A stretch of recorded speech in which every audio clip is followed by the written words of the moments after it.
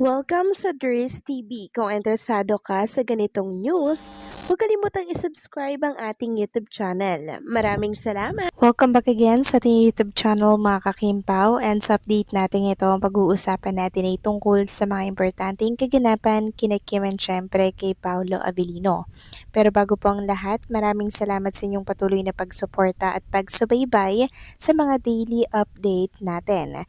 Kaya naman bilang pasasalamat, narito pang isang napili kong komento patungkol ito sa naging previous update. Mula ito kay Ginang Bergie Gatchalian. Sabi niya, "There's pasensya na ako hindi maalis sa isip ko yung babaeng co-gamer o kasosyo ni Paolo. Nung unang picture na lumabas, si Paolo naka-peace sign. Ngayon, yung girl naman naka-peace sign. Twinning naman talaga damit nila.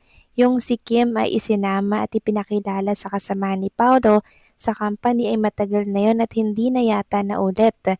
Yung ngayon ay hindi totoong kasama si Kim dahil nasa It Showtime si Kim. There's posibleng inuunti-unti na ni Paolo ang paglabas ng babae dahil lagi na niyang flex. Ang tanong there's, bakit nakakalabas yung picture na yan ni Paolo?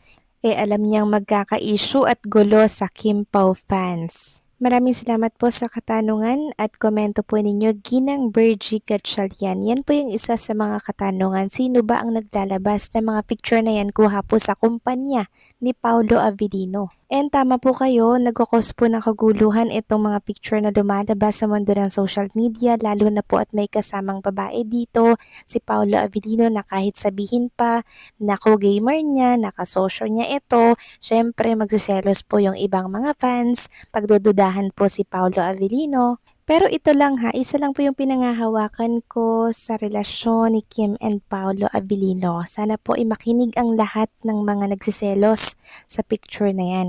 So hindi po magiging clingy si Chinita Princess kay Paolo kung alam po ni Kim Chu na may girlfriend na iba si Paolo. At isa pa, hindi po susunod si Chinita Princess sa Paris, France kung merong ibang girlfriend si Paolo. At eto pa mga kakimpaw ha, kung nasaan si Paolo, andun din si Chinita Princess. Nagpunta ng New York kasama si Kim Chu. Nagpunta sa Paris, France para mag-taping kasama at sumunod din si Chinita Princess. So yun ba yung may ibang girlfriend? So isip-isip na lang tayo mga kakimpaw kasi wala naman talagang dapat ibagselos dito kay Bianchi. Kasi ito po ay co-gamer and business partner. Kaya sana po ay tapusin na natin ang isyong yan, okay? So maraming salamat po sa inyong komento, Ginang Bergie Gatchalian. God bless po sa inyo and mabuhay kayo. So ito na nga, pag-usapan na natin ang mga balita po na nakalap natin sa update na to at unahin nating talakayin ng tungkol dito sa picture na inilabas ni Chinita Princess na kung saan minomodel niya nga po dito or talagang ibinibida niya dito yung bag na bagong labas. Bukas ilalabas na po yan mga kakimpaw, na kung saan naglalakad po siya dito, nakatalikod siyang kinuhanan. So di ba may picture din po si Paula Avellino na gantong-ganto rin, nakatalikod, tapos kinuhanan po habang may bit-bit na parang bag, no, shoulder bag. Ngayon, napansin to ng mga Kimpo fans. Sabi nga dito ng isa, everybody look to the left, everybody look to the right. So, ibig sabihin lamang nito, sila po talaga ang magkasama niyan mga kakimpaw, na sila-sila lamang din po ang nagkukuhanan ng picture sa isa't isa. Photographer sila ng isa't isa mga kakimpaw. Kaya bawat anggulo may pagkakatulad po, bawat shot mga kakimpaw. At oo nga po pala mga kakimpaw, bukas ilalabas or i-release na po ng House of Little Bunny PH yung kanilang bagong bag, May 22 bukas. So 10 AM possible na nasa shop po si Chinita Princess. Kaya sa mga bibili po sa shop ni Kim Chu, swerte nyo kasi baka andun si Kim Chu kasi i-release nga po itong bagong design ng House of Little Bunny na bag. Samantalang next topic naman, pag-usapan naman natin mga kakimpaw ang ganap ni Chinita Princess by May 28, 2026, 11:30 AM to 12:30 PM. Meron na naman siyang ganap by May 28, kaya save the date mga kakimpaw. Para naman ito sa kanyang ini-endorsong brand na Hairpix mga kakimpaw. So saan ba ito? So dito po yan gaganapin sa MOA Entertainment Mall mga kakimpaw. Present dyan si Chinita Princess. Kasama niya po dito si Renz Pangilinan. So sabi nga dito, get the Hairpix Star Experience. Witness the grand opening at MOA Entertainment Mall, catch Kim Chu for our ribbon cutting, followed by a live styling session with Renz Pangilinan.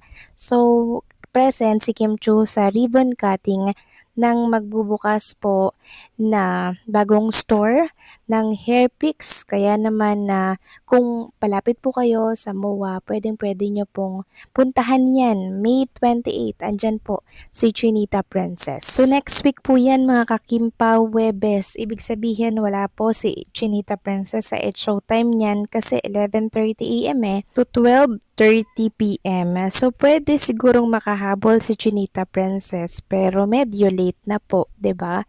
Kasi syempre pagod din po siya kaya sana ipahinga niya na lamang din po mga kakimpaw after po ng ribbon cutting para yan sa Hairpix.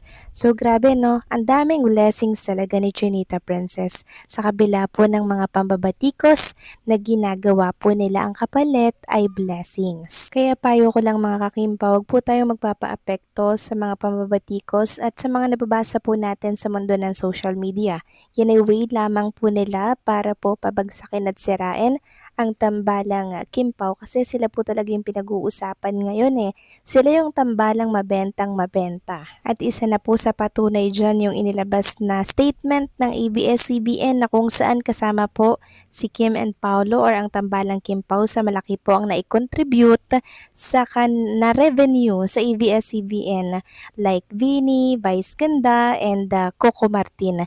Silang apat lang po mga kakimpaw ang talaga namang malaki ang naiaambag sa ABS-CBN. Kaya walang duda mga kakimpaw. Pagkatapos po ng Copino, possible na magkakaroon ulit sila ng project ni Paolo Avellino like movie dahil alam naman po ng management na talagang patok sa takilya itong si Kim and Paolo at syempre yung tambalan po nila at yung ganda po syempre ng kwento ng mga movie nila or ng series na pagbibidahan nila. Ibig sabihin may tiwala na pala talaga yung mga producers and syempre ang management nila nagawan sila ng mga project. Kaya nga may kupino agad, 'di ba? Kakatapos pa lang ng Di Alibay, may Kupino agad.